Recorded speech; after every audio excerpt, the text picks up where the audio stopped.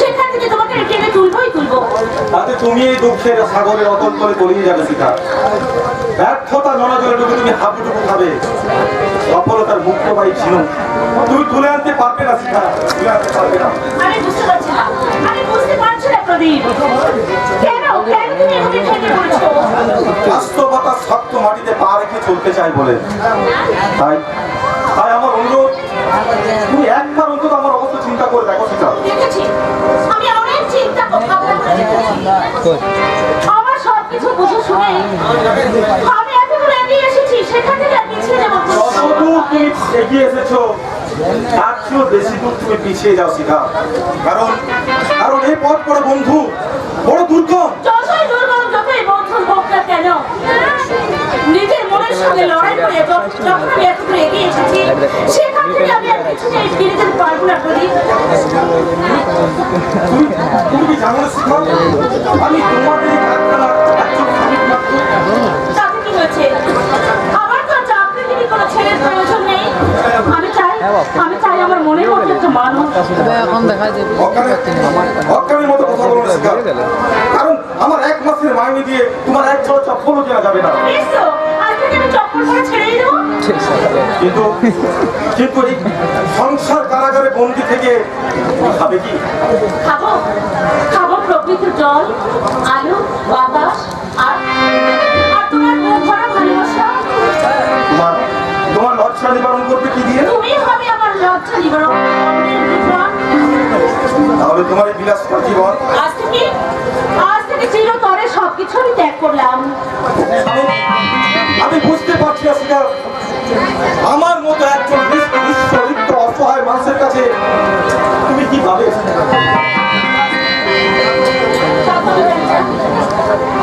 আমি কিচ্ছু জানি না, আমি শুধু একটা কথাই জানি।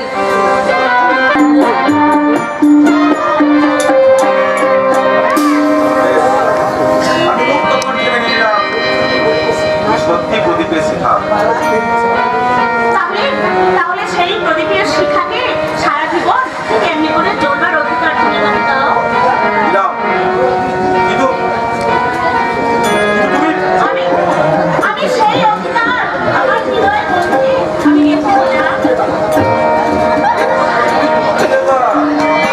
প্রণাম কেন?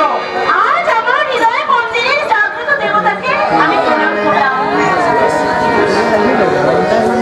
তুমি এখন ঘরে যাও আর আমি কারখানায় যাই। এই তোমাকে ছেড়ে কলেজে পড়তে আমার মন বসবে তো? বিরহকে আস্কারা দিয়ে মাথায় উঠতে দিও না শিখা। যাচ্ছি। হ্যাঁ, বাড়ি থেকে কলেজ সর্বত্র তোমার সুন্দরতম ছায়া ফেলার চেষ্টা করো। আমি আসি। এই শোনো শোনো, বলো আসি।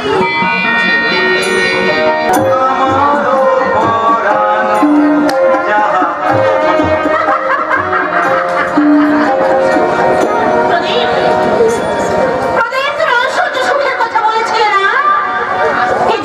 কিন্তু তোমার এই পবিত্র ভালোবাসায় যে স্বর্গীয় সুখ আছে, তার তুলনায় পৃথিবীতে কোনো কিছুর বিনিময় হয় না প্রদীপ। তাই তো আমার মনে হচ্ছে এই মুহূর্তে পাখির মতো ডানা মেলে। দাদা তুমি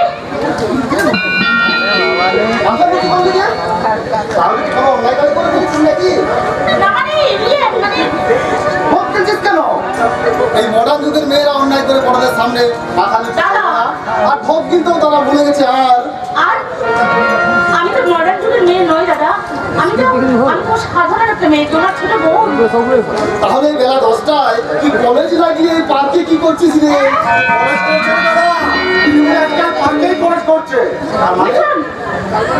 আর মানে আমি মিঠুন ভাই সিনেমার হিরো নই, ফুটপাত থেকে কুড়িয়ে এক চাকর।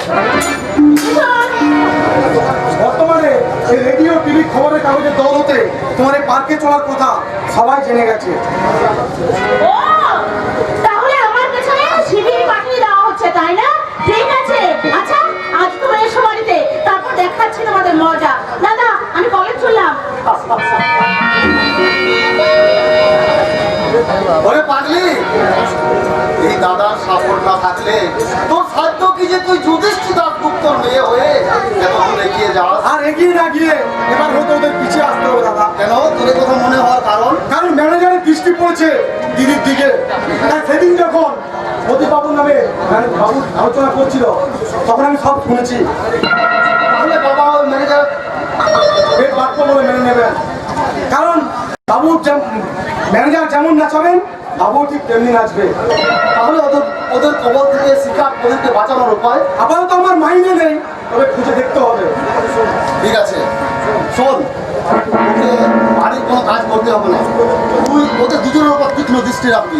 কোনো কারণে যেন ওদের দুজনে আমি আমার জীবন দিয়ে আমি ওদের কর্মের মতো ধরে রাখবো, এটাই আমার প্রতিজ্ঞা। অন্যায় পাপ আর অধর্ম আজ বাবাকে গ্রাস করে নিয়েছে। ওদের কবল থেকে বাবাকে উদ্ধার করার কোনো পথ আমার জানা নেই। সর্বশেষ পন্থা অবলম্বন করতে গেলে আমায় ভুলে যেতে হবে যে সেই মহামানবের বাণী, পিতা ধর্ম পিতা ধর্ম পিতাহি পরমন্তম বিপরীত বিধিমা করলে প্রিয়তি সর্বদেবতা। কিন্তু তারপর কি করে সম্ভব? বর্তমান সমাজের শিক্ষিত বিজ্ঞ মানুষ আপনারাই বলুন, পিতার অন্যায়ের মূলচ্ছেদ করতে এই পুত্র হিসেবে আমার করণীয় কি?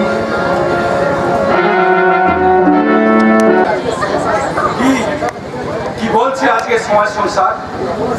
আমি অপরাধী? সার্থার দেশে কুটিল মেয়ে মানুষের পাল্লায় পড়লে অন্যায় অধর্ম অপরাধ বোধ এগুলো তো সঙ্গী করতেই হবে। এই দেখুন, ওদের সঙ্গী করে আমি আত্মসুখের জন্য বাজার করতে চলেছি। মনে হচ্ছে এই ব্যাগটাকে ছুড়ে ফেলে দিয়ে ওই পাষাণ ভগবানকে জিজ্ঞাসা করি, হে ঈশ্বর, এই নারী জাতিটাকে তুমি কোন উপাদানে তৈরি করেছো? সঠিক উপাদানে তৈরি করেছেন বর্দা, আর নিশ্চয় যা করেন তা সকলের মানুষের মঙ্গলের জন্য। মিথ্যা মিথ্যা মিথ্যা, তোমার এই ধারণা সম্পূর্ণ ভুল। না বর্দা, মিথ্যা নয়। নারী শুধু বড় বউতে একা নয়, মাও তো নারী, তাকে কি ঈশ্বর? না না না বলছো না, মায়ের উপমা শুধু মা।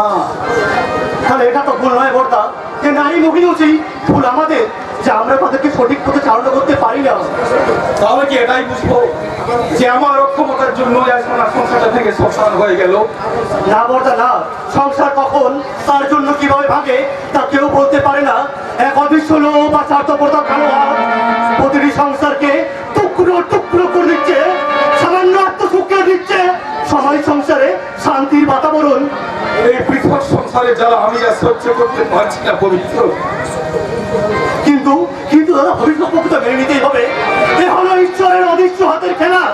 নইলে নইলে একজন গণ্যমান্য শিক্ষকের আজ ওই অবস্থা হবে কেন? জানি না বর্দা, জানি না।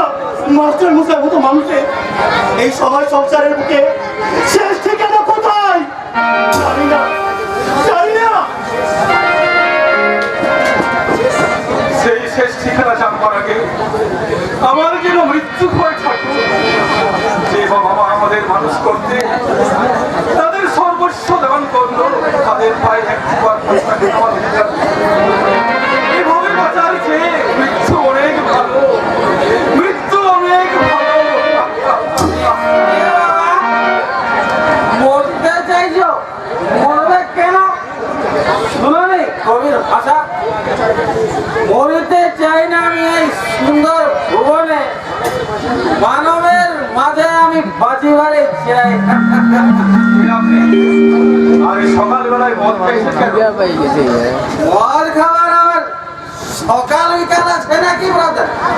আমি মাল্টি মিলিয়নার বীরেশ্বর মিত্রের ছেলে। আমি আপনি বীরেশ্বর মিত্রের ছেলে?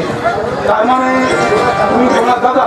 Yes, she is my sister, but now she is Sudeep Ray's wife. But who are you? আমি সুদীপ রায়ের দাদা প্রদীপ রায়। I am so sorry for that. সকালবেলা একটু ভুল করে ফেলেছি। वो साला जिंदगी में तो भूल पड़ा है। अच्छा काम तो साला कर भी नहीं। আপনি ए साला बहुत शर्म की बात আছে, আমাদের কারোবারের পার্টনার আছে। সম্মানে আঘাত দিয়ে কথা বলবেন না কাকাবাবু, কারণ উনি আমার ভগ্নিপতির বড়দা। नमस्ते बाबूजी, डोंट माइंड। उन्हीं पर खुशखबरी আছে তো? সিংজি, এই সংসার অনাঙ্গনে সবাই ভালো থাকবে সেদিন যেদিনে পৃথিবী থেকে স্বার্থ লোভ আর হিংসা বিলুপ্ত হবে, কিন্তু সাত মন কেউ পড়বে না আর আধাও নাচবে না।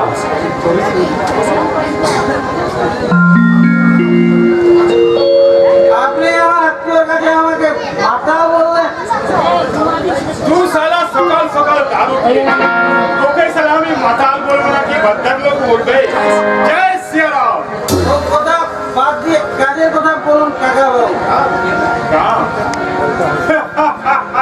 काम तो बहुत अच्छे बेटा, वही काम के लिए तो मैं अभी बिजनेस से पार्टनर बनाया। तू साला यंग ब्लड अच्छे, लेकिन काम करना है। বেশ বলুন, আপনার যে কোনো কাজ আমি লড়িয়ে করবো। अभी जुबान की 1982 साल की शेष फैसला करते পারবো, নিশ্চয় পারবো। বলুন 1982 সালের মাঘী পূর্ণিমার দিনে কি ঘটেছিল? बोलबे जरूर बोलबे बेटा, लेकिन तार लगाही तो के एक छोटा काम करे दिखा। বলুন বলুন সে কি কাজ? आगामी सोमवार तू जाबी युधिष्ठिर बाबूर ऑफिस पर ओ साला আমার 6.5 লাখ টাকা হিসাবে গড়বড় করেছে, ওই রুপিয়া নি হাও তোকে আদায় করে দিতে হবে। ও টাকার জন্য আপনি চিন্তা করবেন না কাকাবাবু, ও টাকা আপনার কাছে জমা করে দেব। আপনি বরং বলুন 1982 সালের মাঘী बोलबे एक समय के लिए जरूर बोलबे बेटा, वही दिन के लिए हम अभी तक जिंदा আছে। ये साला संदूल सिंह शांति का दूत नहीं, कान खड़ा करके सुन बेटा, वही दिन मुझे चाहिए, खून का बदला खून।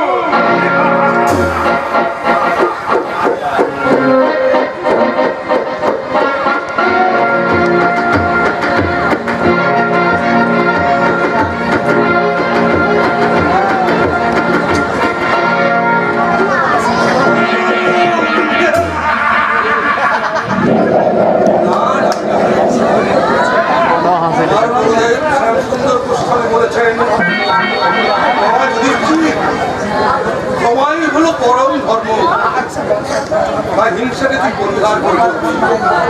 তাই আমার গুরুদেবের কাছে দীক্ষা নেওয়ার পর থেকেই আমি খুন করা ছেড়ে দিয়েছি। এখন আমার এই মূর্খ কর্মচারীর দল মাঝে মধ্যে ভুলবশত দু একটা খুন করে ফেলে, তাই নইলে আমি তো একটা খুন নইব চোখ। আমার গুরুদেব দয়াল প্রভু শ্যামসুন্দর গোস্বামীর আদেশে মানবটাকে একেবারে শেষ করে দেওয়া হয়েছে।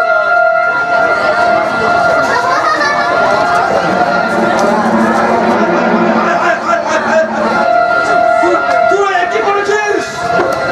ভদ্রলোকের এমন একটা ভালো ছেলেকে বামুন হয়ে কেন?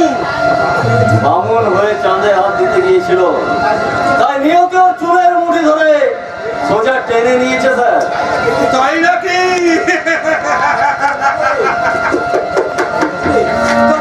তা কি করে মরলো রে? আর বলবেন না স্যার, আমি তো ওই বরন্ত লোহার মধ্যে মাথায় ঢুকে গেছিল বোঝোয়। বেশ দর্শনীয় দৃশ্য তো। তা আর কেউ দেখেনি তো? না স্যার, সেখানে আমাদের ওই আজাদ হিন্দ বাহিনী ছাড়া আর কেউ ছিল না। তবে তবে তবে আবার কিছু ডেড বডিটা নিয়ে আসার সময় দারোয়ান কালু সর্দার দেখে ফেলেছিল। কিন্তু কালো ডিউটি তো বাড়িতে, সে ওখানে কি করছে? সেটা তো আমি ঠিক বুঝতে পারছি না স্যার। অনুসন্ধান করো,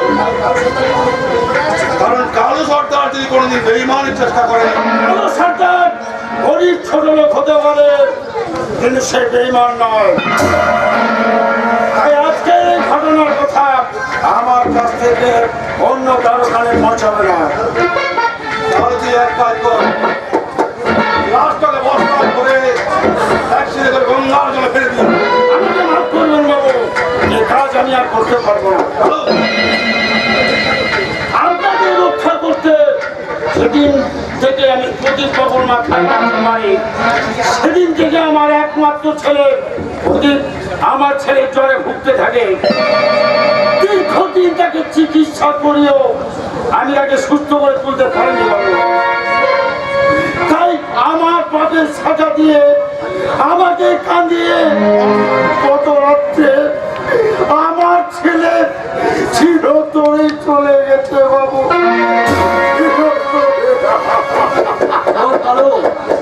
যে গেছে সে তো আর ফিরে আসবে না, তাই তার দুঃখ ভুলে যে যার কর্তব্য তো পালন করতেই হবে।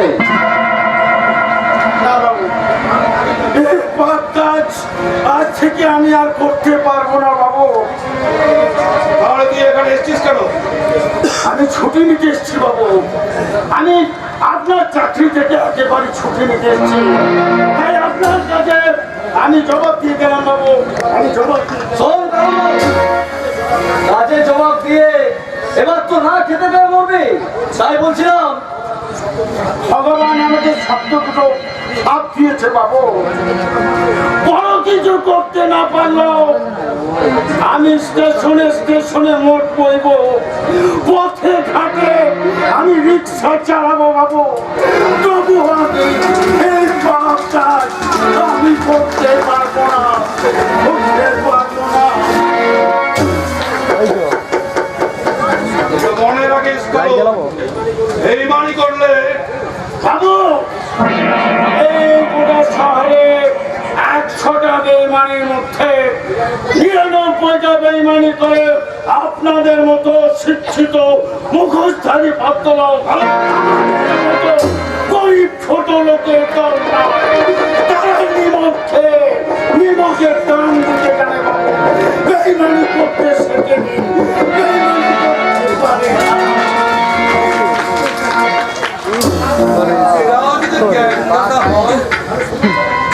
তাহলে সময়টা উচ্ছন্ন ইতারা বাকি কোথায়? দয়াল জীবনের কাতর প্রার্থনায় বাজারে গরু করবে না স্যার। আপাতত এটাকে আমার গোডাউনে রেখে দে, পরে রাত্রে বেলায় নদীতে ভাসিয়ে দিয়া। Okay sir. এই তোরা কে আছে? আয় আয়।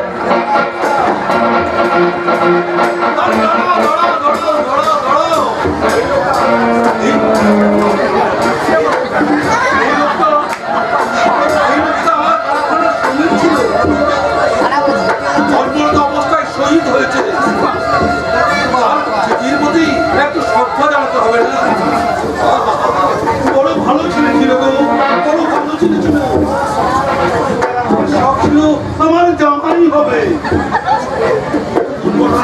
সব কিছু ওলটপালট হয়ে গেছে। বেচারা বেচারা মুখ দিয়ে আমার মেয়ের কত চুমু খেয়েছে। মুখটাকে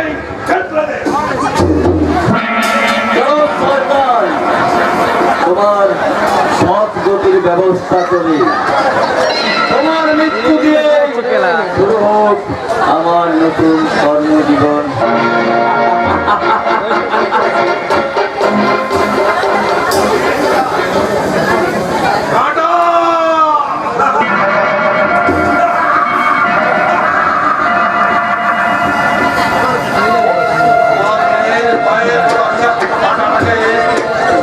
আমি চিরতরে উঠে দিয়েছে আমার এই বিশ্বস্ত পাঠার দল।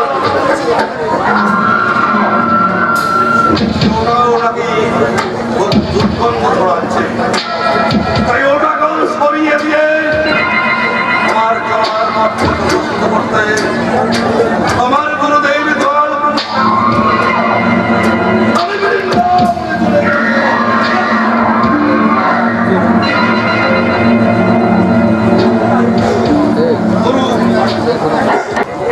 নমস্কার। দেখি ইসকন্দ সাহেব, আপনি এই গুরু প্রণবের সময় হঠাৎ আপনি? আমরা সব জায়গায় হঠাৎ আসি মিস্টার দাস। যাক বলুন অভিপ্রায় প্রদীপ রায়, সে আবার কে? আপনারই কারখানার একজন শ্রমিক। ও তা হয়তো হবে, সেসব আমি তো জানি না। আমি তো সব সময় আমার গুরুদেবের চরণ বন্দনা করে ওসব কাজ দেখাশোনা করে আমার ম্যানেজার। সে হলো আপনার জানার প্রয়োজন আছে বলে আমি মনে করি। প্রদীপ রায় আপনার কারখানায় কাজে যোগ দিয়েছিল, কিন্তু ফিরে আর যায়নি। হঠাৎ হঠাৎ এমন একটা অভিযোগ আপনি করলেন কেন? সেটা আপনার জেনে কাজ নেই। আপনি শুধু এটা জানলে হবে যে প্রদীপ রায় এখন কোথায়। দেখুন হয়তো কারখানা ফাঁকি দিয়ে কোথাও প্রেম করছে কিনা। আপনার এরকম ধারণা হওয়ার কারণ না মানে ইয়ং ছেলে তো, তাই প্রেম করাটা স্বাভাবিক, তাই মনে হলো। সেই সঙ্গে আপনার এটা কি মনে হয়নি যে প্রেম করতে গিয়ে কোনো অঘটন ঘটতে পারে? কারণ আপনার তো আবার শিল্পপতির মহল। মনে আগে করে নিশ্চয়ই জানাবেন। তার আগে আমার প্রশ্নের উত্তর দিন।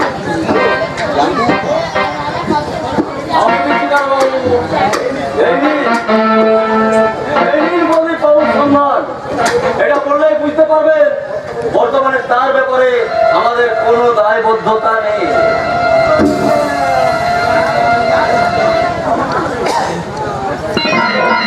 তার মানে আপনারা বলতে চাইছেন প্রদীপ বাবু বেলা 12টায় কারখানার ছুটি দিয়ে চলে গেছে?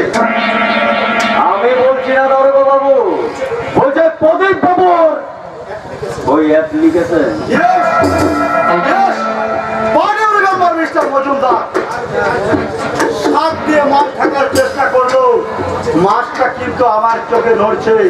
তাই নতুন তথ্য নিয়ে আমি আবার আসবো। সেদিনের জন্য তৈরি থাকুন। চলি, নমস্কার। নিশ্চয়ই দেখা হবে দরগা বাবু, নিশ্চয়ই দেখা হবে। তবে তার আগে আপনি দেখতে পাবেন ওই গঙ্গার বুকে ভাবছে প্রদীপের লাশ।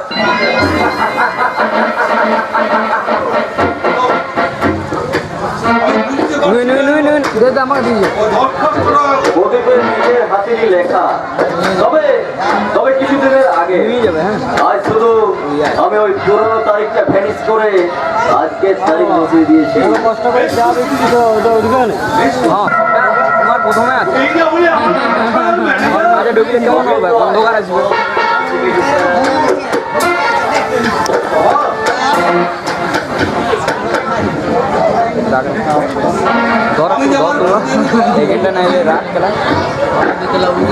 আমি যন্ত্র, তিনি যেমন ভাবে চালান আমি তেমনি ভাবেই চলি। গুরু কৃপাহি কেবলম, গুরু কৃপাহি কেবলম, গুরু কৃপাহি কেবলম।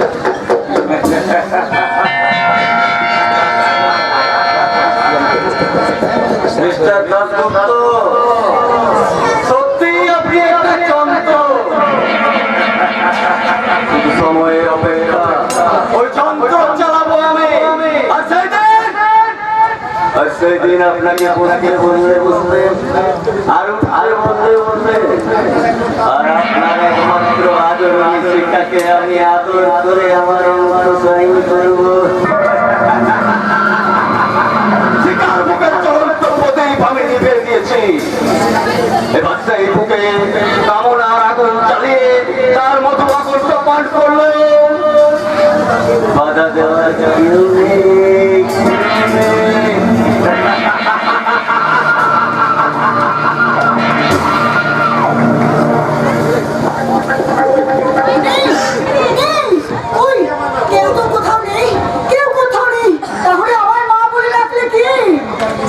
আমি যে স্পষ্ট শুনতে পেলাম আমার প্রদীপ তারা শুনে চিৎকার করে বিপদে পড়ে আমার মা মা বলে ডাকছে। ওগো ওগো তোমরা তোমরা তোমরা কি কেউ জানো? তোমরা জানো জানো কেউ জানো আমার প্রদীপ কোথায় আছে? কোথায় আছে আমার প্রদীপ? কেউ বলতে পারো?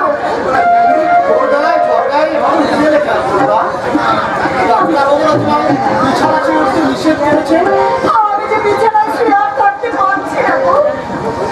আমার প্রদীপ যেন বিপদে পড়ে আমার মা মা বলে ডাকছে।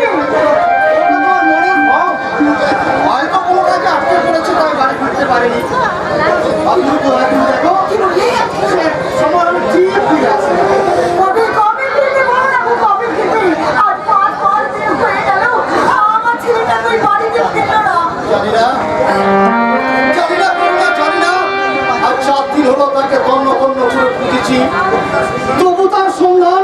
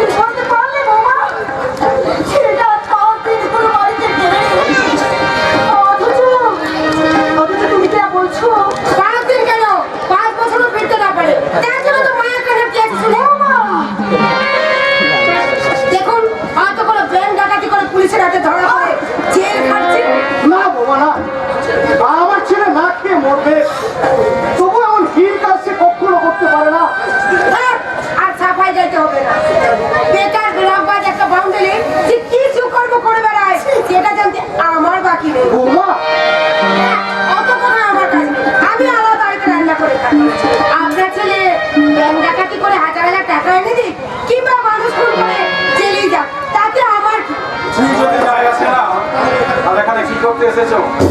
আর কেন ওই লোকের কাটা খাই নুনে ছিঁড়ে দিচ্ছ? কাটা খাই নুনে ছিঁড়ে দিয়ে যাবো কেন? যা সত্যি তাই বলছি। সত্যের ধরাধারী ধর্মকন্যা সেজে এই সংসারে অনেক উপকার তুমি করেছো। এবার এখান থেকে বিদায় হয়ে সকলকে একটু শান্তিতে থাকতে দাও। ও, তার মানে আমি এখানে আছি বলে সবার কি না বিশ্বাস হচ্ছে? ওমা, এগুলো তুমি করতে পারলে বাবা? ও চিরকালই তো ওরকম গালি করে কথা বলে। না, ও চিরকালে ওরকম ছিল না। আপনিও তো ওষুধ খাই এরকম করে তৈরি করে রেখেছেন। তুমি শিক্ষিত মেয়ে, ও কথা কি তোমার মুখে শোনা পায়? ওইসব গানের গুলি কাকে বলছেন বাবা? ওইসব গানের চা পুরস্কার জ্বলে পড়ি, ওর মতো দুর্গন্ধযুক্ত কাদাই নয়। কি কি বলে? আমি দুর্গন্ধযুক্ত কাদা? কি ব্যাপার দাদা, এত হাল্লা মাছ কি মানুষ বাস করতে পারে?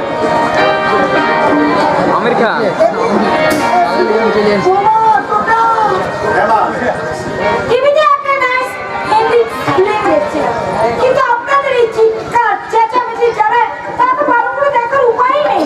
হ্যাঁ মা, আমরা একটু বাইরে যাচ্ছি, ওরা রান্না করে খেয়ে নিই। সুদীপ, তোরা যখন যাচ্ছিস তোর প্রদীপের একটু সন্ধান অসম্ভব। আমি এই রুচিশীল অফিসার হয়ে ওর মতো রকবাজ মস্তানকে পথে পথে খুঁজে বেড়াবো? নো, এটি স্যার। এসো না, জাস্ট এ মিনিট মিস্টার।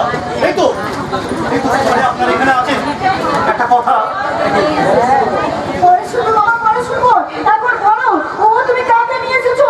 বলো, তোমার হাতেও কে করে করে কাকে তুমি নিয়ে এসেছো বলো। সমাজের বুকে অবহেলিত উপেক্ষিত চরিত্র, এই সংসারের জঞ্জাল, আমার জীবন নাটকের নায়ক চরিত্র প্রদীপ রায়।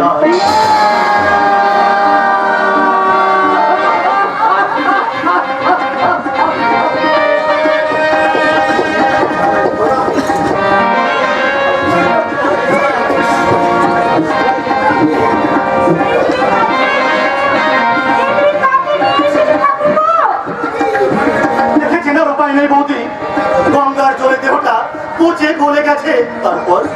তারপর শয়তানরার মুখটা কোন এক শক্ত জিনিস দিয়ে এমন ভাবে ফেলে দিয়েছে যে না, আমি শুধু ওর পোশাক থেকে চিনতে পারি ও আমাদের প্রদীপ।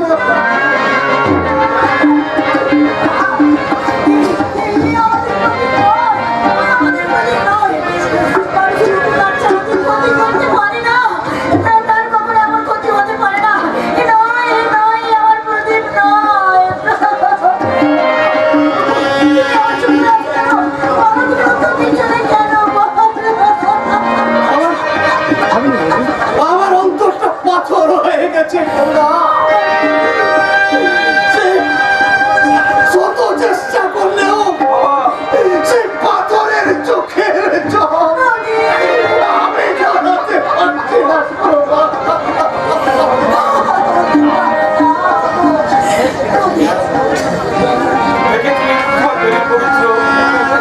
গঙ্গার জলে দেহটা ভাসতে ভাসতে তীরে এসে ঠেকেছিল। জানবো না, জানে সেখানে অনেক কৌতূহলী মানুষ জড় হয়েছিল, আর আমি তাদের মাঝ থেকে আবিষ্কার করি ও আমাদের প্রদীপ।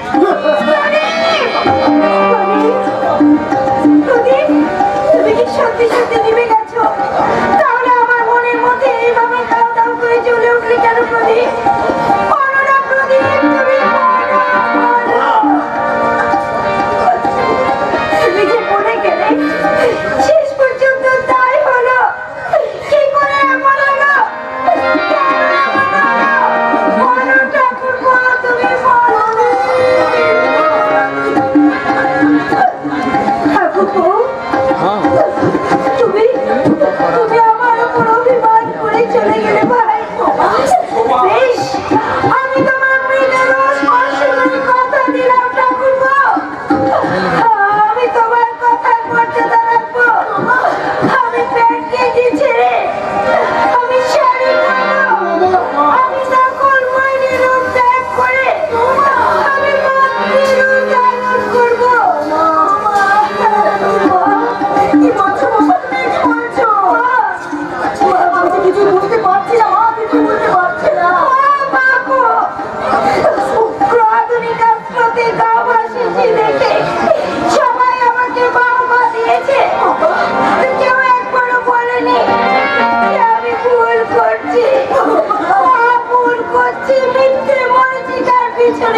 চলেছে।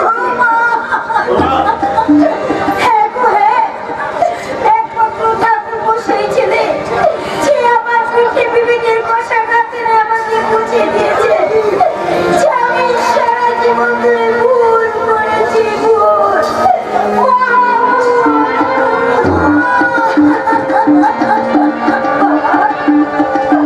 আপনি তো সর্বজনমান্য শিক্ষক, তবু আপনার শিক্ষায় শিক্ষিত হয়ে নয়, আপনার ছোটদের শিক্ষায় শিক্ষিত হয়ে আমি আমার জীবনের ধারাকে বদলে নিতে চললাম বাবা।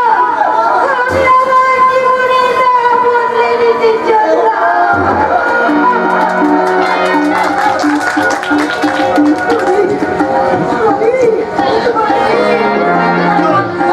চলুন মাস্টার মশাই, ওই কলা পোষা দেহটাকে নিয়ে ওর সব কাজের ব্যবস্থা করি। দাঁড়াও, ওকে দাঁড় করার আগে আমার সকলের মাঝে একটা কথা পরিষ্কার হয়ে যাওয়া এই কথা সাধারণ সংসার থেকে আলাদা। যদি যদি কিছু রোজগার করতে ছিল তাও এখন বন্ধ হয়ে গেছে। এবার সংসার চলবে কিভাবে? সুদীপ, তুই কি বলছিস? আমার নতুন বাড়িতে কমপ্লিট হয়ে গেলে আমি সে নতুন বাড়িতে চলে যাবো। তখন তোমাদের চলবে কিভাবে? কিভাবে তোমাদের নতুন ওরে সুধীর, তুই কি বলছিস বাবা? কি বলছিস? ঠিকই বলছি মা, এইরকম অবস্থাতে আমাদের কি করে চলবে? তোমাদের নতুন ঠিকানা কি হবে?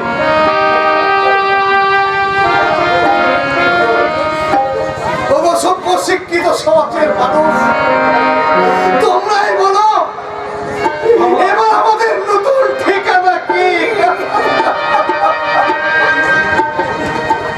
সুধীর,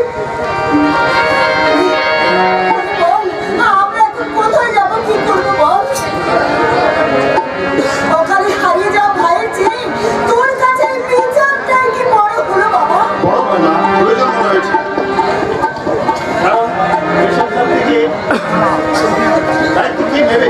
আমার একা পক্ষে নেওয়া সম্ভব না। বাবা মায়ের জন্য তবে চিন্তা করতে হবে না শুধু, ওদের দুজনের দায়িত্ব আমি একাই নিতে পারবো না। কিন্তু আমি পারবো না। আমাকে যখন আলাদা করে দিল, তখন এই সংসারের কারো দায়িত্ব ভরা আমার পক্ষে দেওয়া সম্ভব নয়। না বাবা না, তোমাদের কাউকে আমাদের দায়িত্ব নিতে হবে না। আমরা কারো অন্যে ভাগ বসাতে পারবো না। ভাগ বসানোর কথা নয় মা, আমি শুধু বলতে চাই তোমাদের একজন আমার কাছে আর অন্যজন দাদার কাছে। হাই সোসাইটির ক্ষেত্রে এটা একটা সুন্দর ব্যবস্থা। এরপরে দুজনে একটা করে গৃহে পর্যায়ে কাজের লোক পেয়ে গেল। পবিত্র আধুনিক সমাজের সুশিক্ষিত মানুষের দল কাজ পেতে শুনো, এই কুটির সমাজের সুশিক্ষিত সন্তান খুঁজে দিচ্ছে তার বাবা মায়ের শেষ ঠিকানা।